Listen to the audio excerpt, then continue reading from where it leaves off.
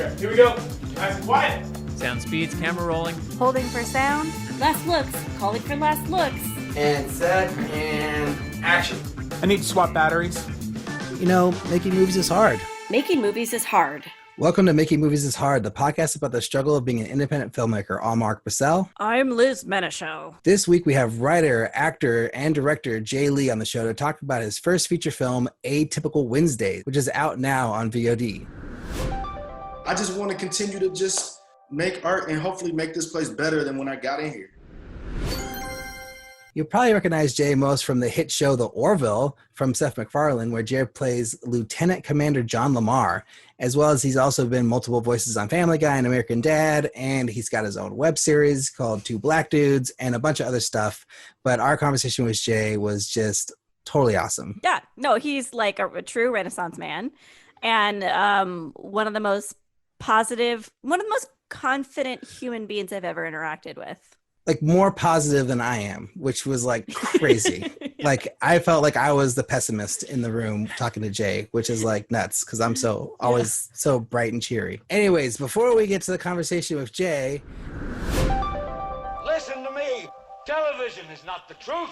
We'll tell you anything you want to hear. We lie like hell. This week on Network, we're talking about this article from CNN about Splash Mountain being updated by Disney at their theme park.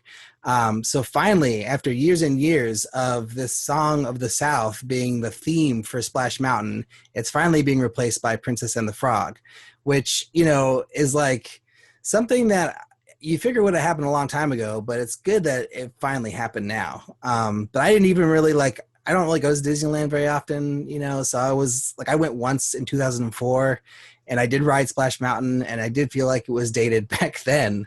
So gosh, you know, if you went to it in the last year, I can't imagine what people were thinking. Well, it's about time that Princess and the Frog got a little love. I have to say, it's like no one ever talks about it. I don't know how well it did commercially, but I know that no one ever listed in its top Disney films. But I think it will transition well to the physical structure of the ride, because there's this, as they show in the image in the article, there's a sequence when they're in the bayou with a giant alligator, crocodile. Which one is it? I never know which one it is. With a lizard, giant lizard. Crocodile, probably, right? Yeah. I don't know. And so the idea of them traveling downstream and being in the water and adventure and excitement, and Tiana being such a great figure for women and her being very enterprising, it's a very smart move, I think. Yeah, absolutely. So I don't know if was there a big backlash for this, or is this everyone agrees that this is the thing to do? Oh, I don't know anything about this. I think people are it's time to switch out the allusion to a movie that has been a blemish on Disney's history right. decades. I don't know if people are embracing Princess and the Frog. Again, I only know one person who really loves this movie other than me now, because I just rewatched it. And it's my sister-in-law, even though I'm not married. So I would say maybe it'll get people to watch the movie. It's a really good film. People should see it. This is actually one of the few Disney movies I haven't seen. I haven't seen this one, and I haven't seen Emperor's New Groove and a bunch of movies of their movies in that time, you know, when those movies came out. So yeah, I'm right excited after to us. see it. It was a few years after when our formative Disney years. Yeah. So I'm really excited to see it. You know, is it hand-drawn animation? Yeah. I think it is. Yeah. So definitely need to watch it just for that reason alone, because, you know, that's going out of style. Yeah, I think this is a good thing. Really excited, but I'm kind of curious about the history of this. Was this a petition that was trying to be changed for years and years, and people were pushing back, kind of the whole Washington Redskins thing and the whole, you know, Cleveland Indians thing? Or is this a thing that was just decided, you know, in this climate? I'm just kind of curious. I don't really know, but and I don't think the article says either about that. So I don't know. I'm curious, but I think either way, whether this is a long time coming or just a decision they made now, I think it's good stuff. I do have to say the only note I have is that there's New Orleans Square is in Disneyland, and then This is how much I know Disneyland. I've been there. I used to have a season pass. Ah. And then the area where Splash Mountain is, which I think is right next to Critter Country, if I'm getting this accurately, is like quite a distance away. So geographically, it doesn't make a lot of sense because Princess and the Frog was set in New Orleans. But I think that through Disney magic, they'll be able to convince us that this is the same geography. Yeah, no, I think it'll work. So Liz, guess what? What? You've got mail. My breath catches in my chest until I hear 3 little words. You got mail. So this week we have a new iTunes review and from June 8, 2020, which based on our other iTunes reviews we've been reading, feels like it happened just now. It's so new. So I'll read this one. Longtime fan, first time reviewer by C Mars 8, 5 stars. I've been listening to this podcast since the beginning. I've listened to the rise of Alrik, the loss of Timothy, and the addition of Liz. They've been amazing tools for any filmmaker at any level with their advice, honesty, and passion for making movies. Keep it up and share all you can because it's helped me and I imagine others feel less lonely in this industry that they can easily make you feel isolated. Making movies is hard. This is a trend I've noticed. If anyone mentions me, it's always like in a very unemotional way. But I'm okay with it because I'm okay with being neutral. But it's always like this very dramatic, like Ulrich has been through this struggle and we lost Timothy and it was this real devastation. And then, Liz came along and that's where we are now. So I'm going to start saying controversial things so I can really upset our viewers. Well, just wait until you've been on the show for a full year, like as a full timer. I think your year anniversary is coming up pretty soon, which is very exciting. But I think time will make the words they use to describe your arrival to the show more flourishing and more, colorful. Yeah, because it is very dramatic. The rise of Ulrich and the loss of Timothy. And then Liz came. I also think that maybe I should stop referring to people who listen to us as viewers, and that might impact the way people refer to us. I think if you want to be like, C Mars 8 here, whose name I do not know, you can send us a question, comment, or suggestion to podcast@makingmoviesishard.com, which I'm realizing C Mars 8 didn't do, but he did do this other thing, like leaving us a review on iTunes. Or excuse me. Let's just say she. That's the better way. So default to she. Default to she. I got to get better at that.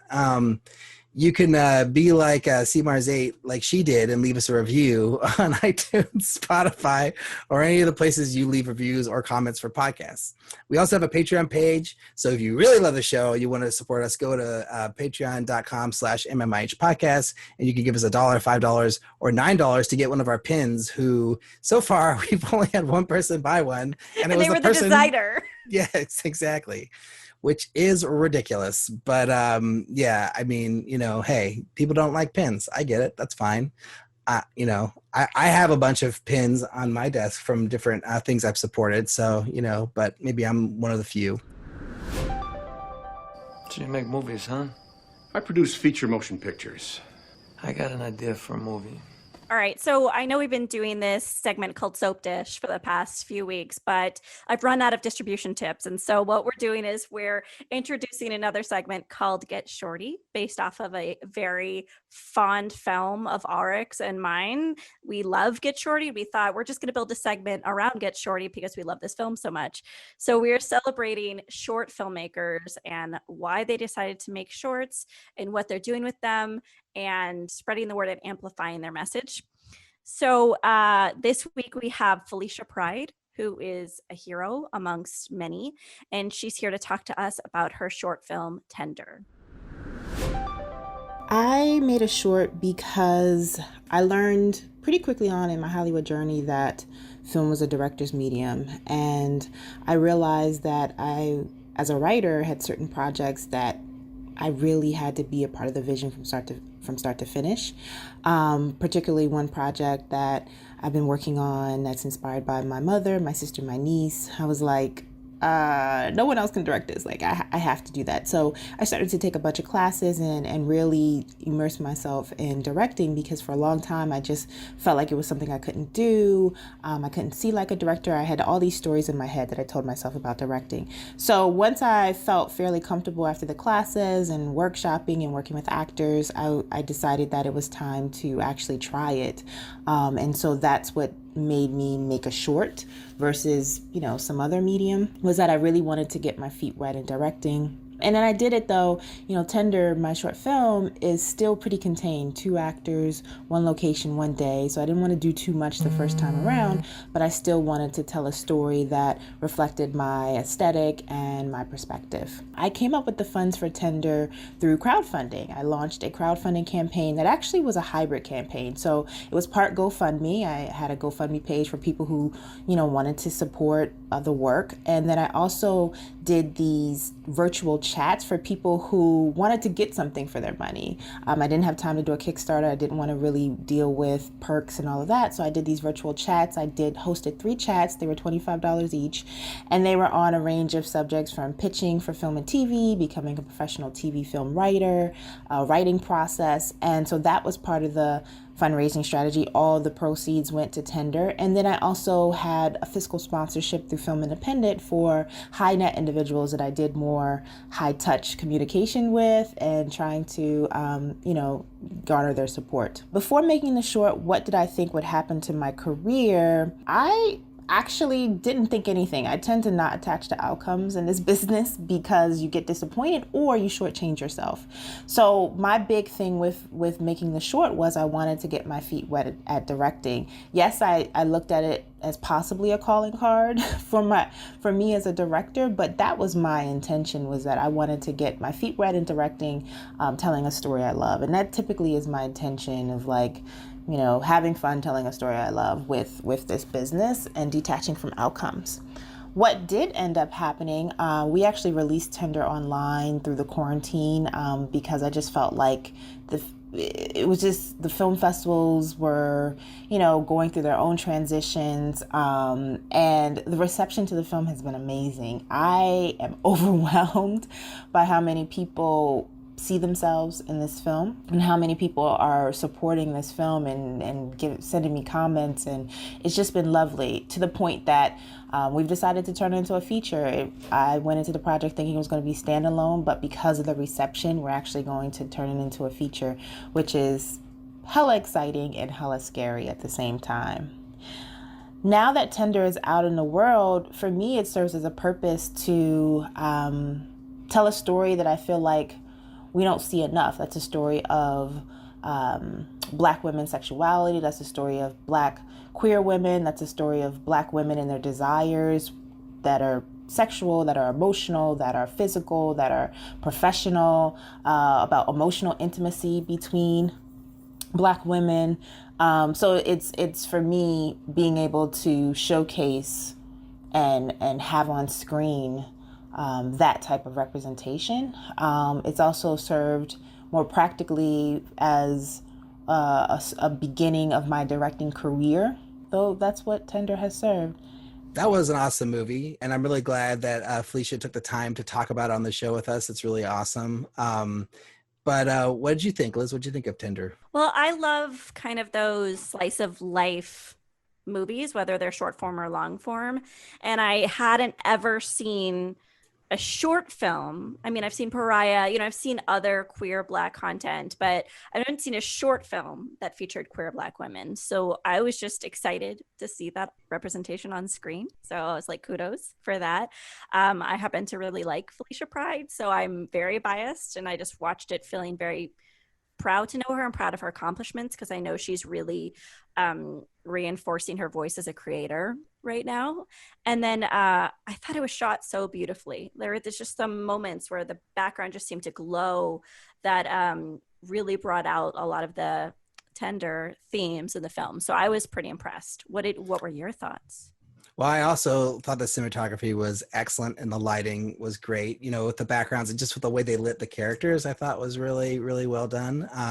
But I kind of like this thing where, you're in a situation that we've kind of all been in at one time or another, this morning after, like, what could have been a one night stand or something that you're not really were sure you want to do with another person, and then like where it goes from there. And I thought that, that kind of universal sort of, kind of situation then layered in with like these very specific story beats, like this thing that she's recovering from and going through the one character, and then this very new relationship that happens to be a queer relationship, and that sort of side of things. I just added all these layers to the story, which I thought was really interesting. And then I thought the acting was really fun, and you had two characters who were very different, and just seeing how they react in this situation I thought was really interesting and engaging. What's also cool is that Felicia made the film widely available for anyone to see. And if you just go to tendermovie.com, you could check it out. I just love the idea that she's using the film to build her own audience.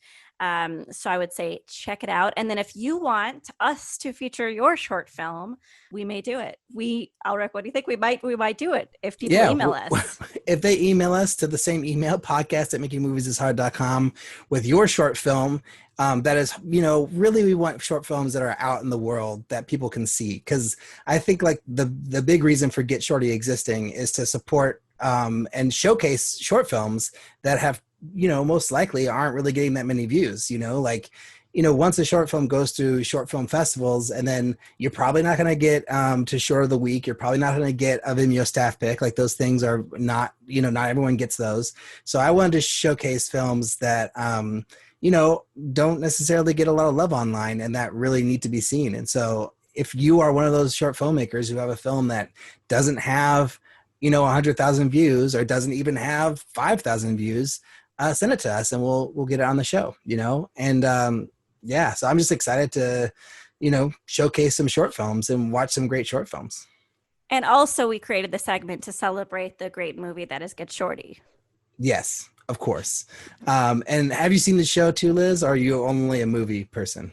I couldn't watch it. I used to have a Get Shorty poster on my wall as a middle schooler. I had like the book by Elmer Leonard in my bookcase. Like I wasn't ready to see another iteration. Was the show good? Yes. I only saw the first season because it was the only one that was available on Netflix. But it's very good. And it's very different, but also very similar in the same way too. And you have to let go of what the movie is to enjoy the series, because it's very different. But I think they work together in different ways, and it's like a completely tonal shift in the series. It's so much darker and so much more serious, but also funny at the same time. Whereas Get Shorty is like your kind of classic Hollywood, action comedy, which is like wonderful too. Oh my God. I'm not ready to let go, but I'm sure one day I will.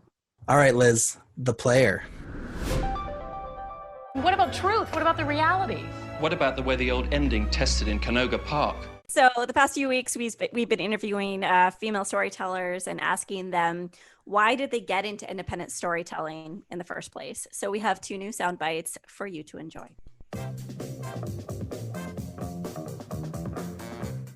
Felicity Tillack, and I'm a scriptwriter, director, and editor. So when it comes to storytelling, I feel like I've always been drawn to and doing storytelling from a very young age. I've always enjoyed writing and play, acting, and blogging and poetry. So there's no real moment for that. But when it comes to film, I can remember the moment that I kind of dove into it pretty clearly, because I had just met somebody who was going to become one of my best friends, and I had brought her a bicycle pump, and we just started chatting about things that we enjoyed doing, which namely were like traveling and, exploring Japan. And, at that time I was writing a blog about Japan and festivals and cultural things. And she had a background in film, and she'd been on a music video set, I think. And so, we were just chatting, and we came across this idea, why didn't we make a video series? And we'll tie it to the blog, but we'll go on adventures and we'll make films and, learn how to edit and learn how to put it together and make it interesting for people. So that was kind of the beginning of what has blossomed into, I suppose, for me, you know, a much more fully encompassing kind of part-time career, because it's not my full-time hustle, but it's definitely something that takes up my weekends. And so from that conversation, kind of almost at random, I've gone on to direct a feature film and edit another feature film after that, and hopefully more things from here. Hey, my name is Erika Longo, and I'm an actress and a writer. I honestly don't know if I can trace it back to a specific moment when I knew I wanted to act, but I have always been fascinated by live theater and watching the people out there on the big screen. Something just ignited inside me when I would watch a play or see a movie. I know it sounds so cliche, but it made me feel alive. And I absolutely love stepping into an imaginary circumstance and just riding the wave of that experience emotionally. I also feel like acting allows me to access all of my emotions that I might not otherwise get to release or play with. And I love the deep connection that you can experience when you're working with other actors. I mean, to me, it's one of the most thrilling things ever. I've really actually very much enjoyed hearing why people want to get into this industry. I like hearing the origin stories, right? But now I feel like we need to get even more in depth. And so I want to ask next week, what are times people felt like an imposter on set? So hopefully we'll get some really juicy answers for next week's segment. Yeah, and is this something that you want to do ongoing, Liz, or you just want to do this for 1 week? Let's do it for 1 week. Let's see who comes out of the outreach, and if we get too many sound bites for 1 week, we'll let it go, I think. And if you're hearing this and you have a really great story about being an imposter on set, email us, and maybe we'll include you. Maybe not, but you'll have to email us to find out. Without further delay, here is our conversation with Jay Lee. Welcome to the show, Jay. Thanks so much for being here, man. Really appreciate it. So we start the interview with a series of rapid fire questions. So I'm going to go first. Okay. This is all about Atypical Wednesdays. How many days did you shoot the film? 12 days and 1 day of pickup shoots. Well done. What was your budget, if you're allowed to talk about it? Not allowed to talk about it. But we made magic. Can you give us a range of any kind? I cashed in a lot of favors. It is hard to make a feature film in 12 days without great people and some favors cashed. Absolutely. My feature was made in 12 days. I completely understand what you're talking about, and we could let it lie if you want. Yeah. So how long did you work on the film from the inception to it being released?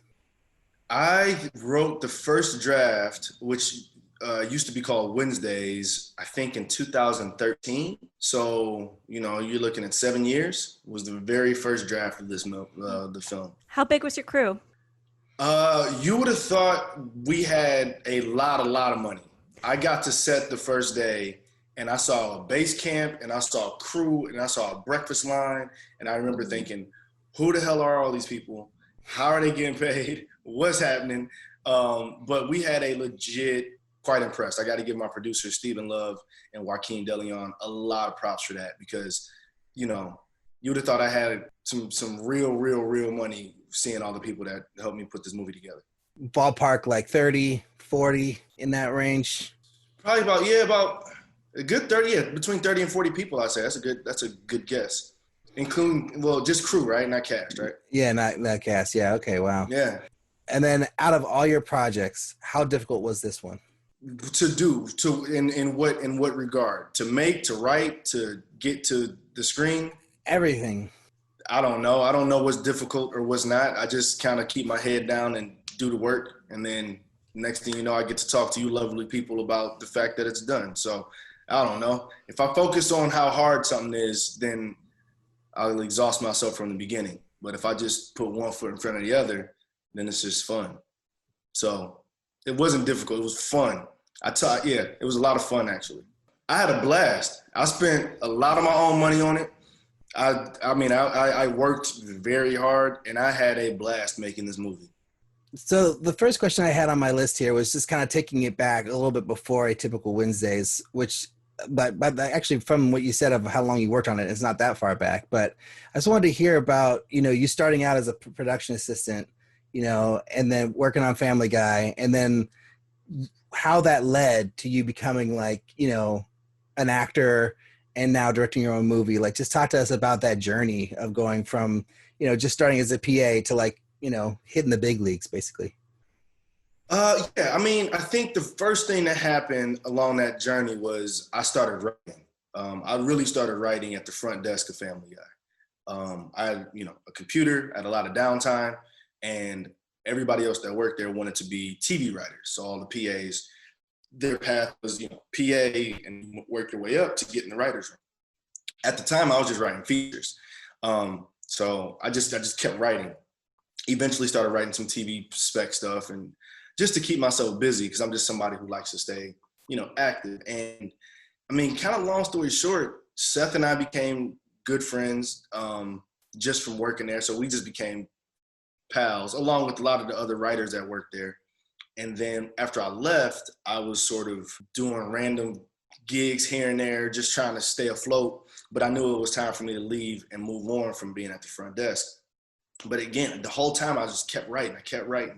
And I remember a lot of people were always asking me, how are you going to make money? And I was like, I'm literally creating it. I'm creating money. I was like, I got so much money on this computer, and I didn't have, things to show, because I know it takes a long time. But I would open up my computer and I'd say, man, there's stuff here, So, I worked on quite a few things, wrote quite a few things. And then by the time I got to Atypical Wednesday, I had already written this other movie that was supposed to go, ultimately didn't go.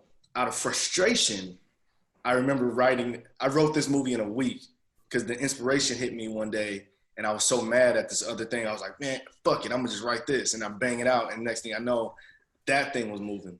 But all of my projects informed the next. And it's so specific that it sounds crazy, but it also sounds like, oh, of course that would happen. Of course, Family Guy would lead to writing a script about Medusa that gets on the blacklist, which leads to you writing this dance comedy, which leads to you writing this black Western, which leads to you making, you writing the thing on spec and selling it and then not making it. And of course that leads to Two Black Dudes, your own TV show that you make a short episodes. And of course that leads to the Orville. And of course that leads to you making this movie. And then of course it leads to season 2 of Orville. And of course that leads to Wednesday. Everything led to the next thing. So to answer that question, I don't know. I guess I just kept doing stuff. And then next thing I know, I just had experience and product to make. Well, what drew you to the Family Guy job to begin with, if you were interested in features in that indie feature game? Had to eat. I was broke. I needed a gig. I'd only been in LA for maybe a month. And one of my good friends out here, I didn't know him at the time, really, before I moved out. A guy named Dave Newstatter. I've said this many a time. Dave Newstatter went to my same college, but before me. It just so happened a mutual friend connected us. He took me to lunch when I first moved to LA, and then the position opened up, and there was this young lady named Katie Krentz, who used to be the receptionist there, and she's now a big-time exec. She got a promotion. She told Dave. Dave calls me. He's like, yeah, there's this young dude who just moved out here. He might need a gig, so he hits me up. He's like, there's a job at the Family Dude or something. I'd never seen the show. And I'm like, all right, I guess I'll take it. And then I took it, and then, I was at the front desk of Family Guy. Can you talk a little bit about what it's like to be a PA on a show like that? I think it was different then than it is now, right? I think back then, you got to think, this was before Instagram. I think it was right at the start of Twitter, if not before Twitter, but right at the beginnings of Twitter. So there was a very clear path, I've said this before. I kind of feel like I was the last of that breed of work your way up from the mailroom sort of thing, you know, like you worked as a receptionist at a TV show and then you met people and learned experience and then you worked your way up. I don't think that's necessarily the case now. I think people are making their own content. People are building with each other. It's just much different. We're doing a podcast.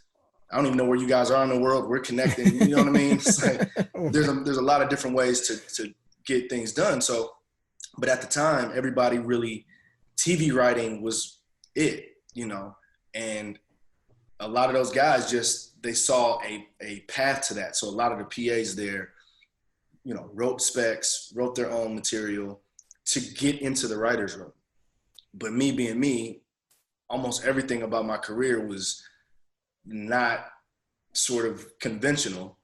Atypical, would you say? Wink, wink. Yeah, no, legit. You know, I went to school for piano performance and theater, ended up being a receptionist writing features at an animated half-hour comedy. That doesn't even make sense, you know? But those features that I wrote that everybody said, nobody's making these movies, you know, et cetera, and now are the things that I'm just making. But a lot of those guys that work there, I mean, have gone on to do amazing things. You know, I go down the list. There's plenty of people who worked at Family Guy who then went off to do some really dope stuff, you know? Yeah. And I will say one thing cool about that Family Guy, American Dad, and Cleveland Show spinoff was it was all sort of like, it was a family. So a lot of the PAs ended up being writers. You know, some of Seth's assistants ended up becoming, you know, EP level people. Andrew Goldberg went off and created Big Mouth after he left, you know. So people have done some really dope things. Dan Povermeyer went off and made Phineas and Ferb. He was the director on Family Guy. I mean, I know I'm forgetting so many people. It's competitive because everybody was so talented. So that sort of helped people really stay on their grind. So you're a musician, you're a writer, you are I'm like trying to like tally it all up, but we haven't talked about the origin of you as an actor and how you fell into acting or how you grew into acting and then landing a role on the Orville, which I'm sure has something to do with Seth, but we'd love to hear that path as well. Sure. Yeah, I grew up playing piano, classical piano, and I was really good, and that was sort of the path. Always get ready for a competition, compete, win, rinse and repeat. And I think that work ethic actually led directly to my ability to kind of be able to do what I'm doing now. I think it's a direct correlation that I actually had another friend had to tell me that because I didn't put it together. But with those piano competitions, it was a clear path. It was you work for 3-4 months intensely, you get ready for this repertoire, you play it, and then it's done. And then the next day you start over. I was an athlete in high school. I had a lot of different sort of interests. So I chose Indiana University. I got really lucky with that actually because I didn't know what I wanted to do coming out of high school. It's a weird thing when you have a very specific skill set, but you don't know if that's what you want to do for your whole life. Like, I don't know why I could play classical music and I'm good at it, but I don't know if that's what I want to do forever. So I chose Indiana because it was an overall college experience versus just a conservatory where it's just music, you know. And IU turns out had one of the top music programs in the country. So it was the best of both worlds. It was close to home, top-notch music program, D1 college, and, you know, the campus and dorms and all that stuff, right? So I ended up running track for a little bit while I was there. But freshman year, playing flag football, these stupid-ass Adidas I had on, slip, fall, break my thumb. Tissue in there. I'm good now. But that was the first time in my life, and this is some scary stuff right here for an 18-year-old kid to go, oh shit, what am I gonna do now? You know, and at that time, I remember I was really, really devastated. I thought I was gonna lose my scholarship. I didn't know what was gonna happen. And my piano teacher, he's since passed away, Dr. Battersby, amazing musician and professor. I went to him, you know, I had surgery on my thumb, and he looked at me and he's like, okay. And he goes and he grabs 2 books, Bach and Scriabin, all left-handed. So that whole semester I just played with my left hand. But I ended up taking my first acting class because at that time I said, oh, you know what? I got some extra time here. Might as well, I don't know, add an elective. So I took theater, literally theater 101, and day one fell in love with it. And it was that moment of, this is what I'm doing now. Yeah, I'm in. So I ended up adding theater as a second major. I didn't act in high school or as a kid at all, except when I was acting up. But so then when you came out to Los Angeles, was acting part of what you were seeking out here? Oh, I came out to be famous. I'm about to be so famous. Give it 8 months. Overnight success. Here we are 16 years later doing a podcast on my first distributed feature. I came out to act, but I've also said this before. My prayer, my wish, what I put out wasn't just to come out to act. Because again, I wasn't writing yet. I remember saying, if I go to LA, let me do it like it hasn't been done before. And I think because I put that out there, it wasn't just me coming out and getting an agent or booking roles and blowing up. It was like, sit your ass down, validate this parking. You're going to figure out how to write, produce, direct, hustle, grind, create. I'm going to build relationships with amazing people that will come to fruition later on. And then, so now I'm in this position of, I'm doing all of it. And I never saw that as I was driving to LA. I never could have envisioned that. I don't know what I envisioned, but I was just excited to get here. So talking about, let's fast forward a little bit from when you first got to Los Angeles, but let's say you leave, when did you leave the Family Guy PA position? Was that 2010, 2012 or something? No, before that. I left, I was there two and a half years. I think I left February or March of 2007. And then what are you doing after that? Are you starting to act and, go on auditions, try to land roles? Are you more turning into the independent filmmaker and creating roles for yourself? What is your step after you leave that job? So here's what's funny. I didn't know shit about this industry when I came here. I think a lot of people, of course, have that same feeling. You think you know, but you don't, right? People want to act. I love acting. I love art. But there's a whole business side to it. And every time I used to hear that, I used to think it took away from the purity of the art side. It felt like they were at odds, right? And I don't think that's the case. You just got to figure out how to learn it. The way I learned it was through some random shit. My first headshot, I remember I found this guy, I don't know how, it might have been online, in San Diego. He was a photographer. Again, this is before there's no lenses on your flip phone and all that crap. So so I had to go to San Diego, and this dude took my headshots. And I remember it was black and white. My first headshots were black and white, and I had on a suit jacket and a button-up shirt, with no tie. Take the photos, get them back. I'm so happy about these pics.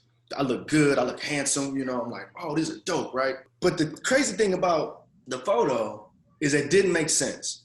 I was 24 when I moved out. I looked like I was 18. I'm wearing a suit jacket because in my brain, I'm an actor, right? I'm like, I can just play roles.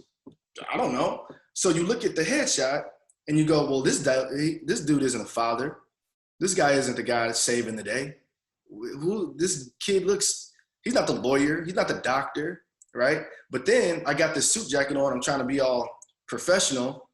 I'm not the high school quarterback. I'm not the high school, you know what I mean? So I ended up being sort of in this middle ground. And I think how that really came to pass is I thought about it. I said, okay, you got to figure out what you want to do. And a lot of my friends who are, extremely successful now, I've seen blow up and do great things. And I remember there was a point in time where I said, Jay, you're just not going to act for 10 years. You're just going to write. You're just going to write, you're going to create, and you'll come into the game as an adult. You're going to just come in as a grown man. Because just at that time, I was just in that middle place of, I don't know if I'm high school, I don't know if I'm grown man. The way you looked, you couldn't tell what your age range was, or is it you couldn't tell what your type was, your Hollywood type was? Well, that's a whole different thing. I think my age from that, the photo was important because I realized, okay, what am I selling? who am I to this industry, you know? And I was seeing all these people sort of blow up, but I was writing. And I said, you know what? Just keep doing this. I don't know how this is going to play out, but keep doing it. And then I'll do this. I said it, I'll do it for 10 years. And when I come into the game, I'll be like a young man. So forget the college roles, forget the high school roles, boom. Almost 10 years to the day. And I wrote and directed and acted in my own projects. Almost 10 years to the day, I'm out at dinner with Seth and he goes, hey, I got this project. And it was the Orville. And that, mind you, again, I had been in things before, but they were all my stuff. What do you think made him think of you for that? Was it from seeing like your web series or, you know, your short films or other things that you'd made? Or was it just because he knew you? Like what made him take that chance on putting you in that show in like a prominent role? Yeah, I don't know. A few things, because if you look at my credits, before I get on the Orville, it's a bunch of random stuff. You know, I'd done some voiceover for the shows. Right. And I'd been in a couple random projects, but I didn't have a reel. You know, I didn't have a body of work as an actor that you could go, oh yeah, you know, Seth knew my work ethic and he knew my talent. And, you know, we were literally friends and like colleagues, right? I remember thinking when I left, oh, I have to look at these people who are doing these major things. Literally, I'm looking up at people, you know, and at some point I was like, I gotta get up. Like, let me physically get the fuck up. And I think those sort of things help you walk differently. And there's nothing wrong with those positions, but you just got to know when it's time to level up. So I think I never was shy about my talent level and what I could do. So I think he had confidence in me. And mind you, I still had to go in and test and you know, I didn't just go straight to set. So do you have to audition for like the producers and stuff, or was it like? Yeah. Okay, and how does that work? You talk about nervous, because that was mine to lose. Literally, John Lamar says "boom" in the pilot. So he told me, he's like, I wrote it with you in mind. So there's a different level of pressure kind of going into it that way. I almost freaked myself out before the audition, because at the time, there were so many dudes in my sort of category. Mind you, go back to 10 years before, them same cats had now amassed a body of work for 10 years who were still my type. So 10 years later, I know the network and studio are like, who the fuck is Jay Lee? Like, go get, you know, such and such, or this dude just came off of a lead of a TV show, give it to him. So I know there were a lot of people vying for this role, because the show coming out was so big. And Seth doing live action, it was a massive sort of buzz behind the show. So I went in, I did the audition, that went on, and then I did the test. And then Scott and I did the test together, who plays Gordon. And I knew Scott from American Dad, because I used to validate his work when he would come in to do voices. But yeah, so then it just worked out, and then I was on Orville. Wow, that's awesome, man. And I think like the key thing for the listeners here to me is like, okay, so you worked as a PA on American Dad, Family Guy, and everything. You know, became like friendly with Seth, you know, and you guys are like, you know, colleagues and everything. But that's one thing. Going to like being like a lead on his next big show, that's like a completely different thing. So the question is, like, were you sending your work to Seth like as you were making it to be like, hey, check this out, like I just made this thing? Or was it like he was just following you because you guys are buddies? Okay, so here's what's funny about that. For the listeners, between the time I left, you got to understand, I leave Family Guy 2007. Orville is what, 2017, 16? Yeah. So 10 years, right? Like 10 years. Right. So in that 10 years, I was writing and making my own stuff. I probably wrote 15 projects.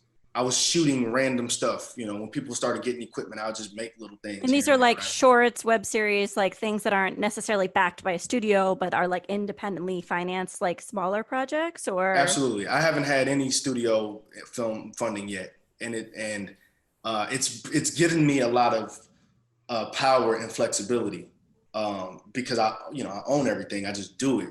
So, but you have to make it. You just have to do it. But again, I think I've always had that ability just to get something done, right? But what's important because I'm glad you brought that up, because there is a piece there that people should know. I never asked Seth for anything. I actually wrote him. Let me go back. There's a funny story. I don't know if I've ever told this. He knows this story. And not to get all the way down this path, but I was doing a play reading in Minnesota, and this very, very talented, amazing man, Marion McClinton died not too long ago, but a great playwright and just artist. And he was doing this play reading, and I did it. And I was talking to Marion, and he's like, so you do this, and you know, and you're friends with Seth? He's like, man, you never asked him like to work with you? And I hadn't, because we were just friends.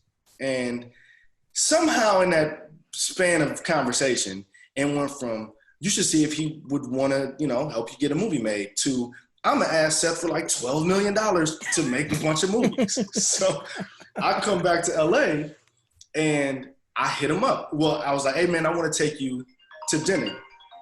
Is that Seth? Is that him right now? It would be so great if it was. It would be so amazing if it was, right? I said, hey man, I want to take you to dinner. I want to talk to you about something. And he's like, yeah, sure. I said, no, but I want it to be, like a thing, like a business dinner. Mind you, I was broke, because I'd already left, and so we ended up going to this very fancy restaurant. A friend of mine had worked there, and I kind of got hooked up. And I had really psyched myself up to be like, oh yeah, if I get like 10, 12 million, I can make 5 movies, I can do this. I was really on one. So we go to this restaurant and we sit down, and mind you, I'd already calculated, okay, this $200 has got to last the night. Seth, you order differently when you got a little bit more money. You're not looking at the right side of the menu. You're just looking at the items you want to eat. So he sits down and he's just ordering shit. And I'm like, hey man, you don't want to look at none of these prices, bro? Because, they got to swipe this card at the end of the day. And he's just like, let me get this. And, whatever. So I'm over my 200 before we even get to the main course. So at some point I was like, hey man, and I know he's looking at me crazy, like, what are we doing here? Because we've hung out, like, this is my friend, So I said, hey man, I want to talk to you about something. I got this idea, I want to do a couple projects. And I was like, yeah, so, I was thinking maybe it's like 12 million, boom, do these projects, get my production. I was like, I'm gonna just get it cracking. And so I literally, I saw him gulp and go, like he kind of looked at me like, what? Now, mind you, the last time he saw me working was at the front desk, right? And we hung out, we had gone and kicked it, and now I'm sitting across from him and, and I could do these projects, and I had it all mapped out. And he kind of goes, well, okay, well, Jay, wow, okay. And I could tell he was really thinking, what is Jay talking about here? That's crazy. Finished dinner, he kind of answers without answering. But me, I'm like, no, bro, I'm gonna need that. It was good. Like, can we get back to what we came to dinner for? So he goes, well, Jay, that's I don't know. And so the bill comes. He says no, very, very nicely. Bill comes. It's something crazy. I had a St. Louis Cardinals debit card, and I was completely prepared. Well, the bill comes, I grab it, and he goes, Jay, no, stop. Come on, let me do it. I said, no, I asked you out to dinner. Let me do it. This is the business side of things, right? If I want to bring you out for a business dinner, let me take care of it. I knew that shit in my car wasn't going to go. But I was already prepped for my 3. Just try it again. This is so embarrassing. Just, can you rub the magnetic strip and just run it, please? I mean, Seth, I'm so sorry. This never happens. My car was cracked. It was, Oh, man. And he insisted, and after a few minutes, he was like, no, Jay, seriously, stop, I insist, and he throws his black card down and he goes, clink, clink, clink, because it's made of different material. So, cut to a few years later, I write this other movie that ultimately doesn't go. I option it to a studio, kind of some behind the scenes messy stuff happens. Out of frustration, I write the first draft of Wednesdays to bring it back, right? Now, initially, the Seth Green role, I wrote for Seth McFarland. So what happened was I went to Seth and I said, hey, man, do you want to be in my movie? I'm making this movie. Will you be in it? And that was the first time I had sent him anything I wrote. So I wasn't sending him stuff the whole time. I was just doing my own thing, right?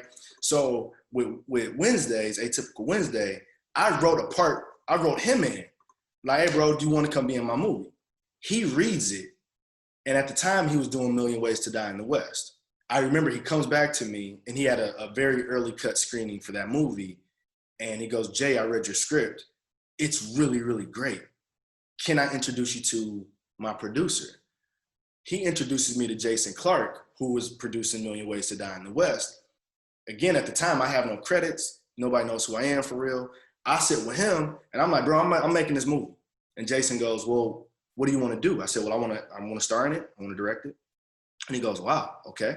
And I remember he circled a date on the calendar. He's like, okay, well, maybe we could do it around here. Seth loves you. You seem very great, but have you directed yourself in anything?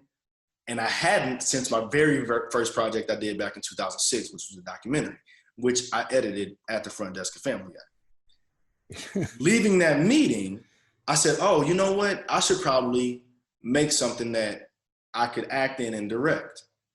I was writing for the Cleveland show at the time, had a little bit of money. So I wrote Two Black Dudes as like a short web series. My agents at the time were like, what are you doing? What are we supposed to do with these 7-page scripts? I said, I'm just gonna make it. Make Two Black Dudes just to show I could act in something, right?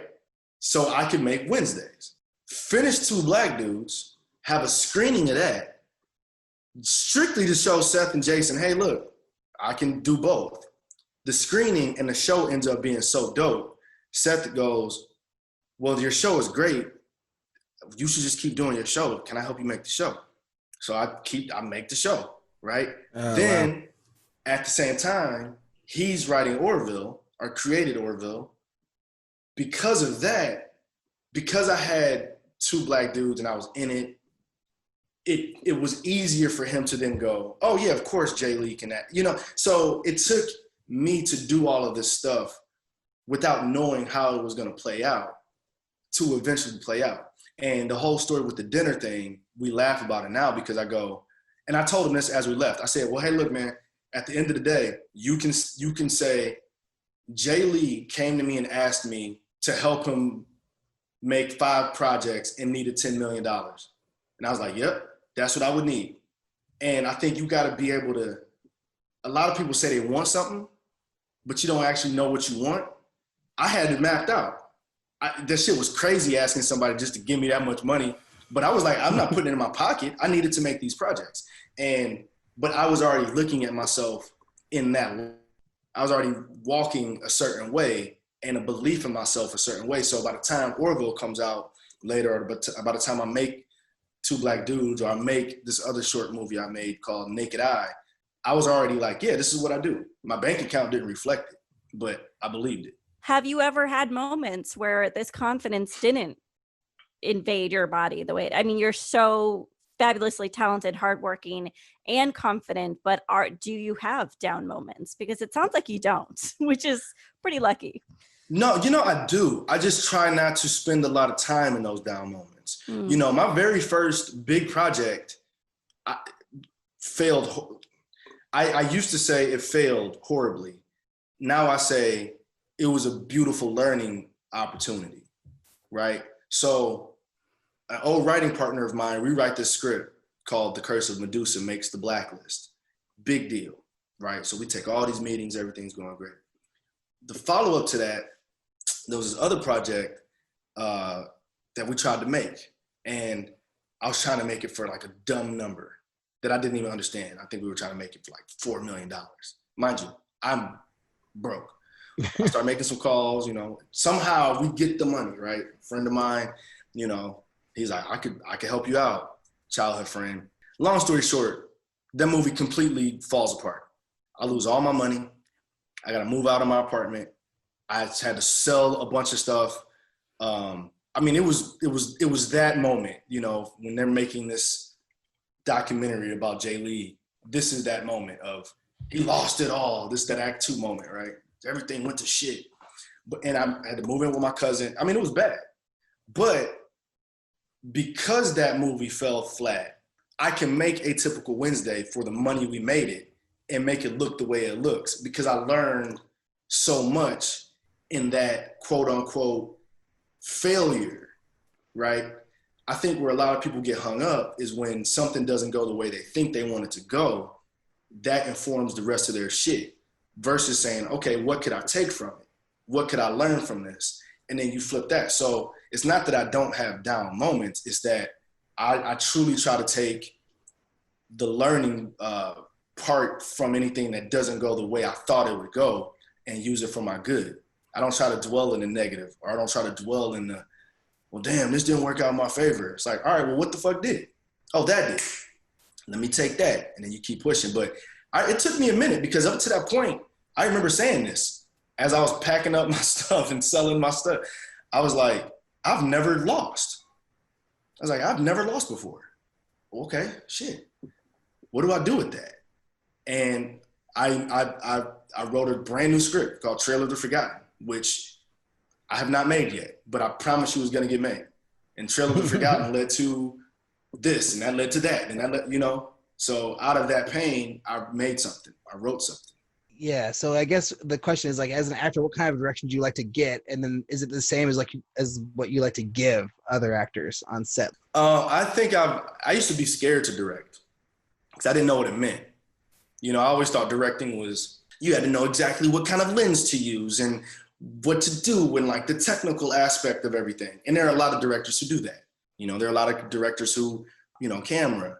There are directors who sit back and they're big picture people. You know, they're just action directors who, as long as the explosion works, you actors figure it out. You know, you guys can rehearse, we run it once or twice, and then we're shooting.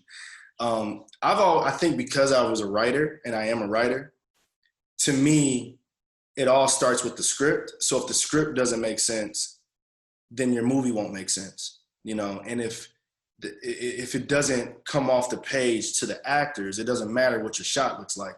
You know, if you have this beautiful long one shot, but what people are saying is shit, it's like, okay, you know, who cares? But you could have a static shot with two people just talking, and if it makes sense and if you believe them, you're interested. So once I realized, oh, I could just, and I do have an eye, you know, there are certain things that I need and want.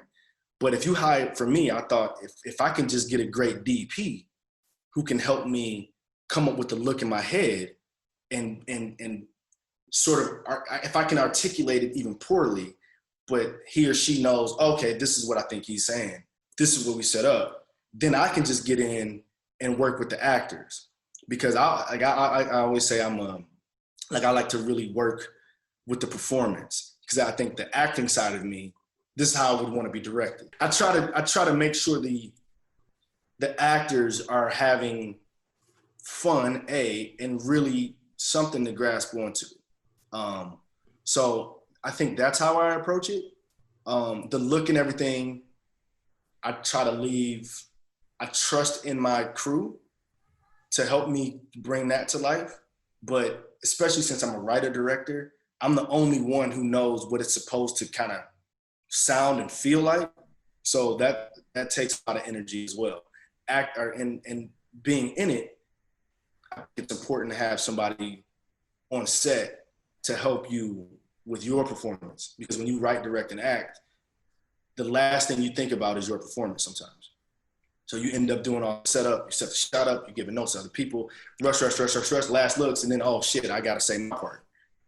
And then, you know, next thing you know, you're like in the editing room, like, why the fuck did I do that? So who is that person for you who like gives you that, you know, that kind of whatever direction of your own acting or whatever you want to call it?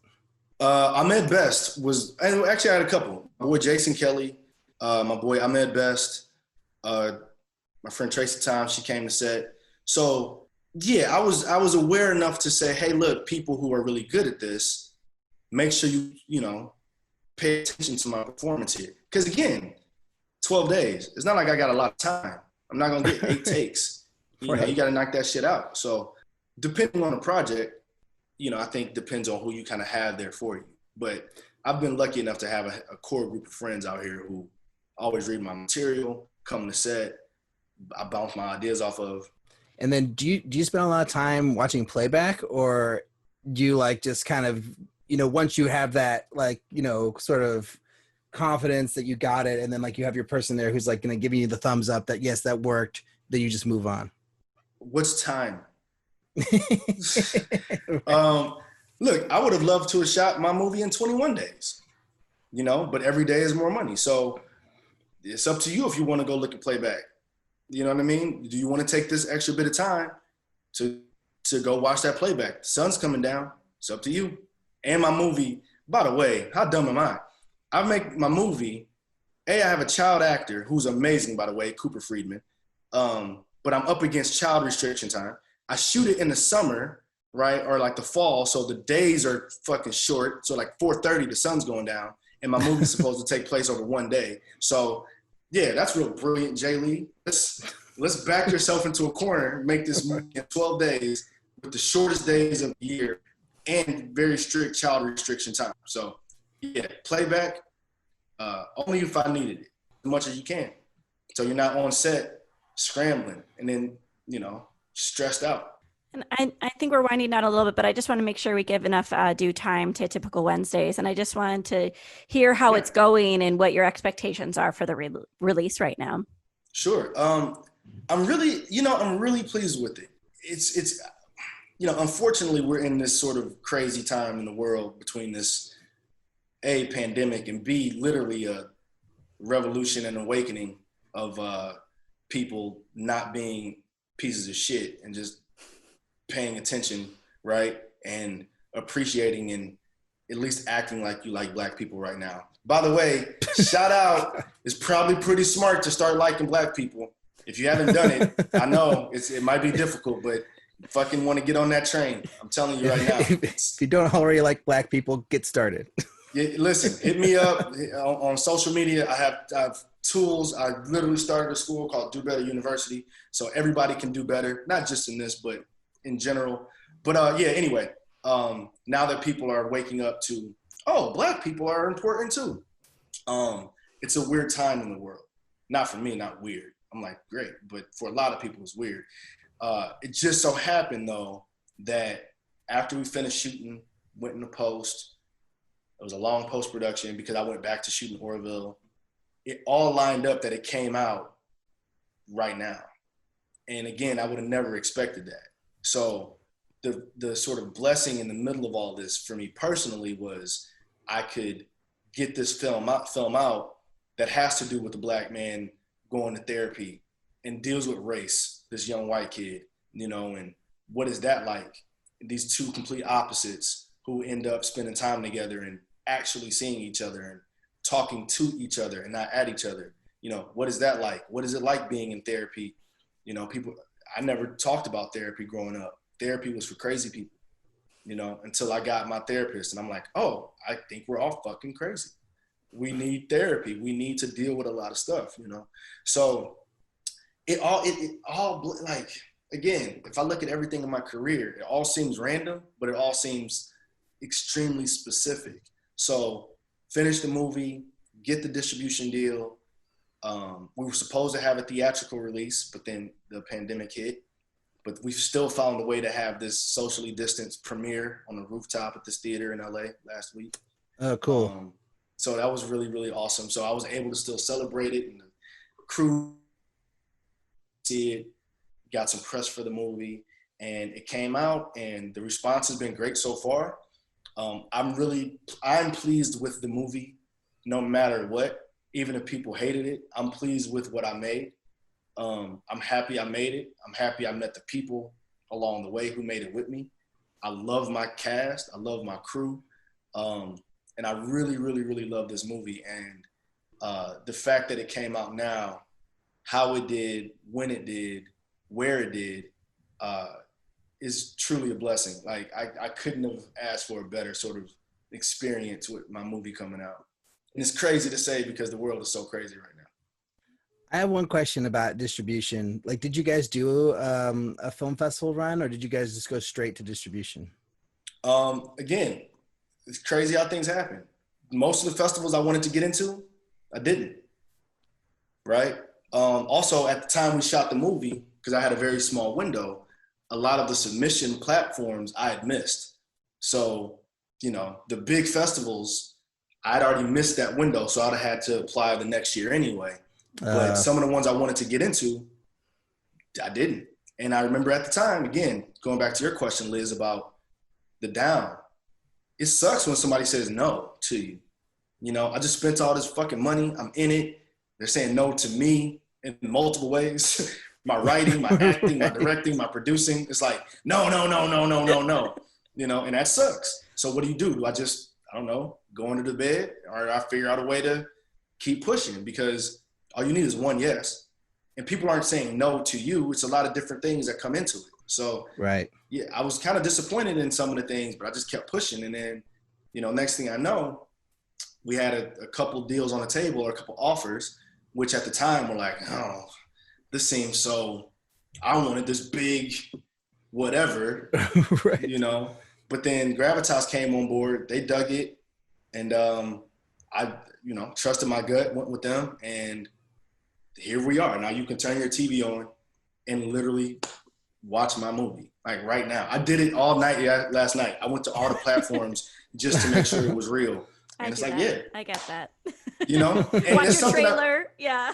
Oh, you know, but it's important, because I think you got to celebrate those wins. You work so hard to get somewhere, then you get there and you don't even take time to realize it. Yeah, I'm happy with the movie. You know, I'm really, really happy with it.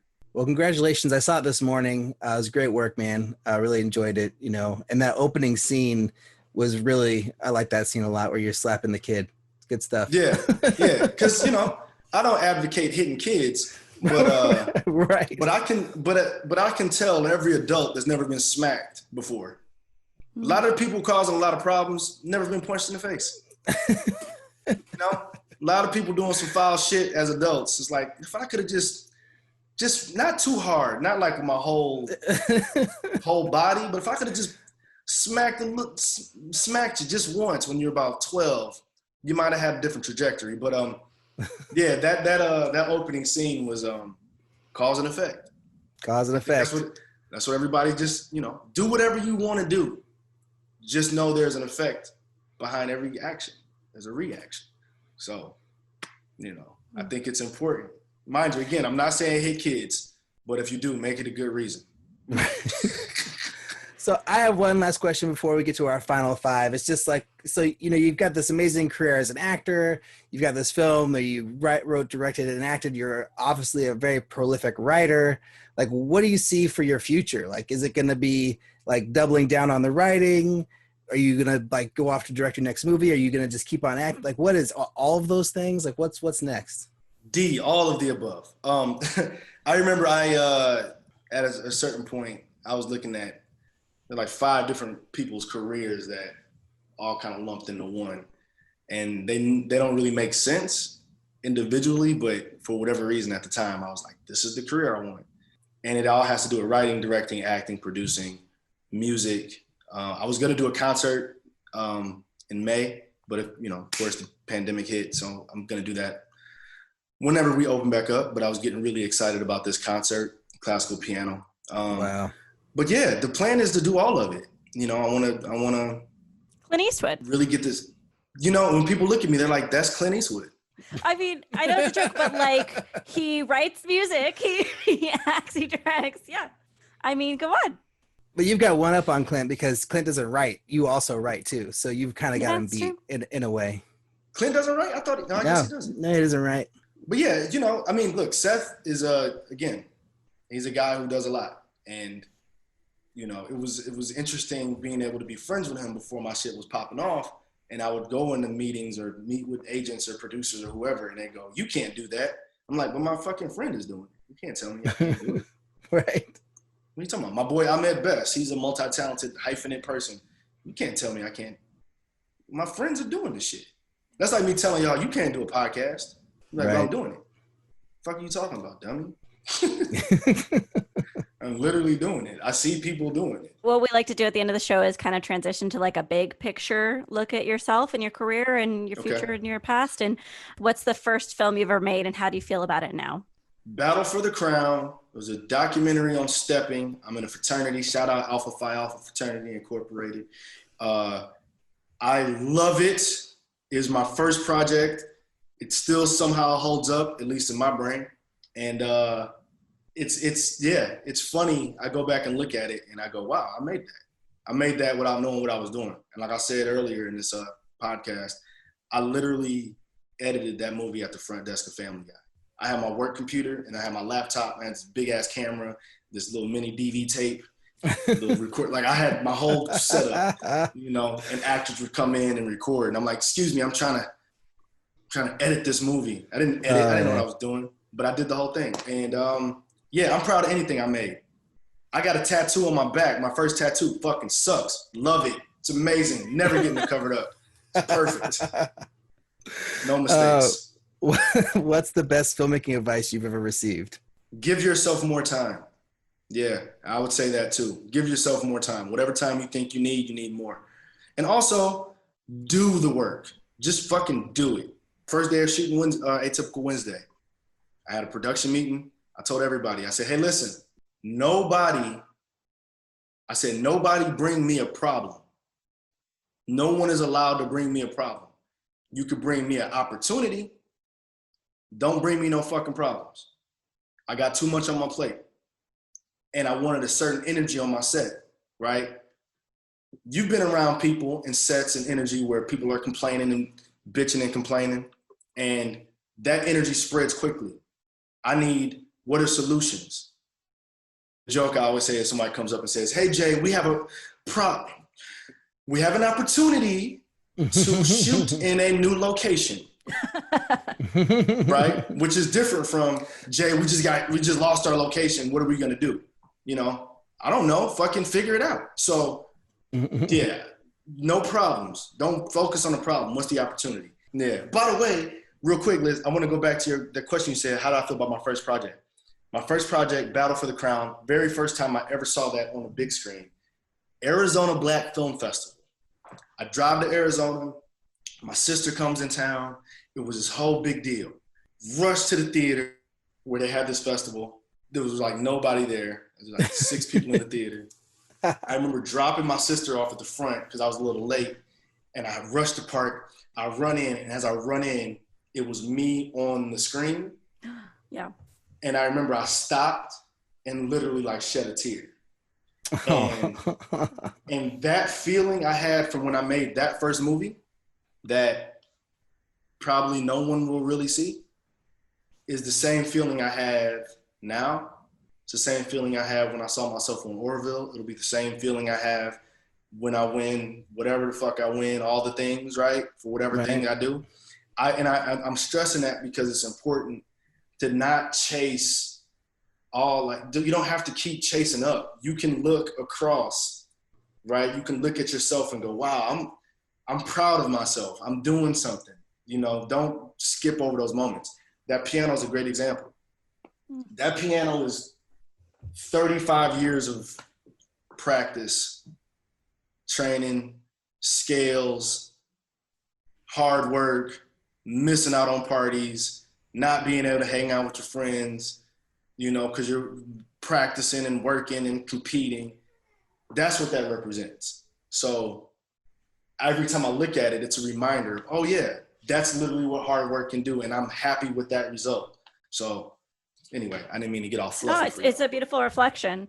Actually, it's really related to our next question, funnily enough. But do you have I know you have many goals, but do you have a specific landmark that you want to achieve as a storyteller?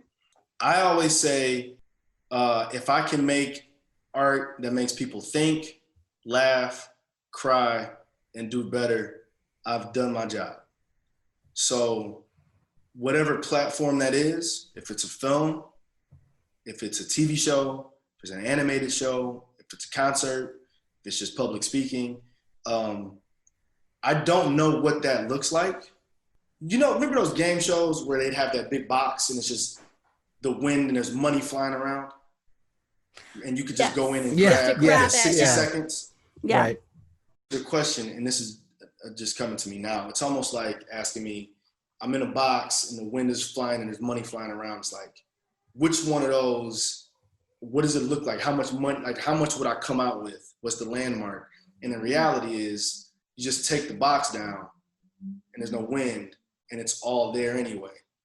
So I'm not, it's just there. Does that make sense? I think it sounds like you want all of the things. No, but it's the opposite of that. Like, I don't even want all the things. I want to continue to do what I'm meant to do, right? I want to just continue to be a vessel for whatever information and art that I can have to influence the world, hopefully in a positive way, And 20 years from now, when people listen to this podcast and they say, Jay Lee said it's okay to hit kids. No, I'm going to find this part of it and say, no, it's not okay to hit kids. Okay. I was making a joke. I'm saying there are a lot of shitty ass adults who are shitty ass kids who we didn't pay attention to. So don't hit them, maybe even hug them. Okay. But you need to do something about these shitty ass kids who turn into shitty ass people who are making us do revolutionary things. Nip that in the bud is all I'm saying. So when that comes out, I'm gonna find this part of this podcast. But yeah, I just want to continue to just make art and hopefully make this place better than when I got in here. And then if you could go back in time, what's one piece of advice you would give yourself? When it comes to filmmaking, like as art or? Whatever. I mean, it could be filmmaking related or it could just be like for yourself. So, I did a friend of mine who was in my film, very, very talented cat, Joshua Baton, had me come and talk to his acting class last week. And we talked about a lot of just the hustle of this town. And one of the students asked me that question. And before I knew it, the answer I gave was this, and I'll give it to you as well, because it just kind of rang true. It was, I would go back to my younger self and hug him and tell him, as fearless as you are in your career and putting yourself out there as an artist and, sort of putting yourself, up for whatever rejection or acceptance, you can do that in your personal life as well. I think that's something that I kind of sacrificed to do a lot of my stuff, but I think there's a certain amount of balance we all need. I used to always wonder how artists would, blow up and get crazy, successful or, famous or whatever, and then disappear. And it's because I think we all need balance, and we live in such a consumer, gimme sort of society that it can deplete you. And if you're always trying to fill that void, and, it's a lot of work. So balance, it's all about balance. When you work out, you don't want to just work out your arms, you want to work out your core, you want to work out your glutes, you want to work out your calves, you want to work out your mind. I'll be sounding smart, huh? I just heard myself. I'm like, just dropping knowledge for an hour. Yeah, I was just going to say that would be the answer to that. And our last question is making movies hard? No. I love it. Of course you would say no. Of course. Have we learned nothing from this past hour? Of course you say that. Is it hard? No. Like I said, that sounds like I'm giving you a sort of facetious answers on the surface, but it's not if you love it. It's like asking, is loving your wife or husband or child hard? I'm sure it's difficult sometimes. I'm sure you probably get on your nerves sometimes, but overall it's like, nah, it's like I love it. Well, okay. So since you said that, I want to throw a bonus question at you just because I'm curious. What was your biggest challenge in making A Typical Wednesdays? And let's just narrow it down to the shoot itself. You shot in 12 days. What was the hardest, most challenging moment of that shoot? I'm going to give you a fluffy answer. Okay. The hardest thing was making the decision to make it. Again, between the time I wrote the first draft and when I shot it, a lot of people read it and liked it. A lot of people were like, we should do it. I'm like, okay, where's the fucking money? Can you help me get it made? And there was a lot of, let's set a meeting. And I'd set a meeting, and in that meeting, we discuss a meeting.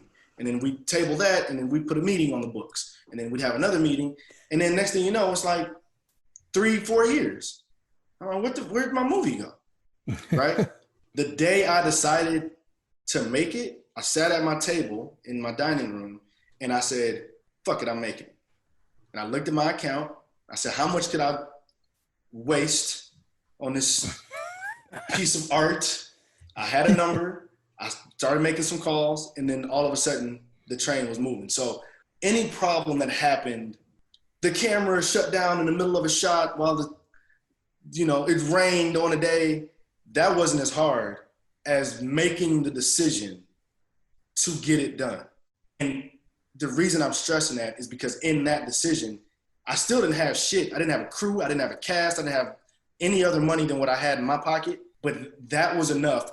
And mind you, so many people said no. So many people said, fuck, no, you're crazy. How long you trying to shoot? For how much money? Yeah, nah, bro.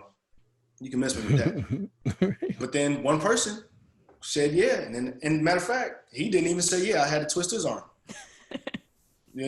Stephen Love. I remember he was like, yeah, well, I can help as much as possible. And then at the end of that meeting, he's like, oh, fuck, I'm making this movie. Oh, that's funny. So yeah, I think it's that. But yes, rain and lighting and I don't know, fucking what else happens on set? Someone was late. Those problems seem very small in comparison.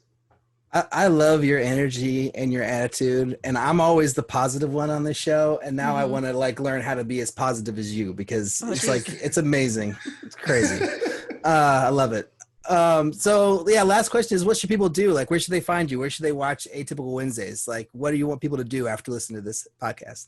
Go watch the movie. It's on video on demand. I think pretty much everywhere: iTunes, Amazon, Google Play, Vudu, Fandango. Now I think you can just get it on your TV if you have a smart TV. You can just go rent it or buy it. If you dig it, whatever platform you watched it on, just leave a cool comment, or review it.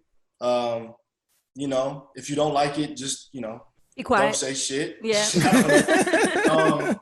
No, but just watch it and then hopefully take something from it. But I think it's out everywhere right now. And like I said, just drop a line, say, hey, I dug it or whatever. And you can find me on all my social medias, JLeeFilm, JLeeFilm.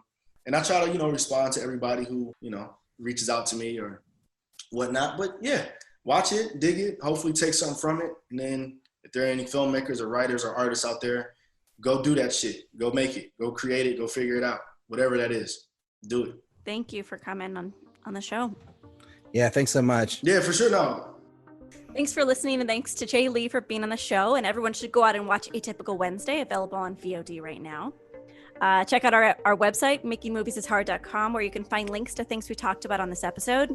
If you want to get in contact with us, if we mentioned several times, you could send us an email to podcast@makingmoviesishard.com. Find us on Twitter, Facebook, Instagram at MMIH Podcast.